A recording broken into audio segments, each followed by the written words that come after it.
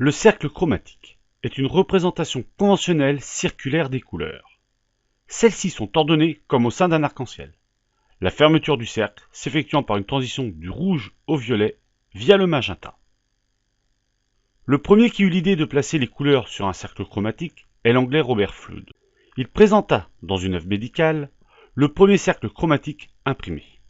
Le classement des couleurs réalisé par Newton fait suite à la découverte de la décomposition de la lumière blanche du Soleil en un spectre continu de toutes les couleurs visibles. Il y décrira alors des couleurs discrètes et non pas continues.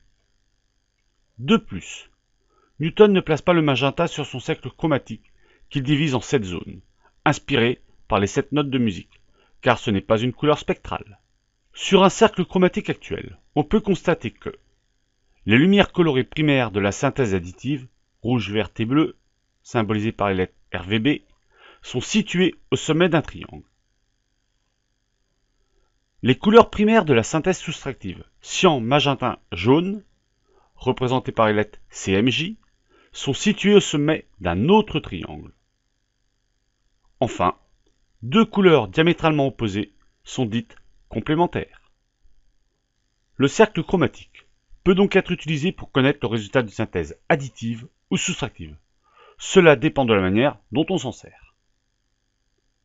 Le cercle chromatique permet également de classifier et de présenter de manière rationnelle les pigments ou les teintes utilisés en peinture, en teinturerie, en design industriel, en mode et en art graphique notamment. Dans le cas d'une synthèse additive, si on associe deux lumières colorées primaires, rouge et bleu par exemple, on obtiendra la lumière colorée secondaire située entre les deux lumières colorées primaires, donc ici du magenta. Toujours dans le cas d'une synthèse additive, si on associe deux lumières colorées complémentaires, le cyan et le rouge par exemple, on obtiendra alors de la lumière blanche. Passons maintenant au cas de la synthèse soustractive. Dans le cas d'une synthèse soustractive, si on associe deux couleurs primaires, jaune et cyan par exemple, on obtiendra la couleur secondaire située entre les deux couleurs primaires, donc ici du vert.